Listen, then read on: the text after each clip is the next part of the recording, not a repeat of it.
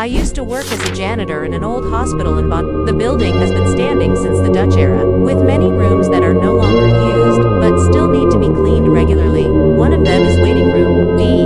Small room on the 3rd floor with 13 plastic chairs in a row. Our job is simple. Clean all the chairs, mop the floors, and report any damage. But there is one rule that we always adhere to without ever questioning.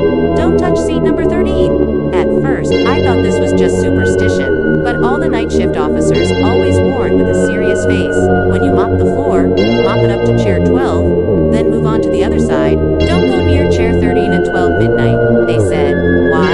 I asked curiously. There used to be a patient sitting there, then died quietly in the middle of the night. They say his spirit is still sitting, waiting for his name to be called. I laughed at them, but one night, I decided to test it myself. At 23.55 I entered waiting room D. The old neon lights flickered. All seats are empty, but seat number 13 looks ...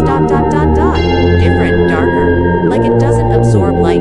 I sprayed the floor with the mop, purposely passing right in front of the chair. Nothing happened, until I heard a squeaking sound of plastic, like someone was shifting their seat. I turned around. Seat number 13 was already taken. There was a figure of a thin old woman in a hospital gown. Her head was bowed, her long hair covered her face. In her hand was a piece of paper with the number 013. Slowly he lifted his face. I gasped. His face was eyeless. It's my turn. You see? Right. His voice was a hoarse whisper. I fainted instantly. The next morning, I was found sitting in chair 13, like a person possessed. Since then, seat number 13 has been given a yellow stripe, and has never been used by anyone again. But the story doesn't end there.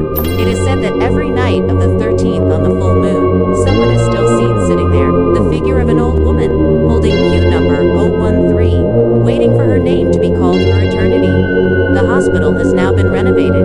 Waiting room D no longer exists, but the story of chair number 13 lives on, becoming an urban legend that is told by word of mouth. A reminder that there are things in this world that are better left untouched, especially in old places like hospitals, where the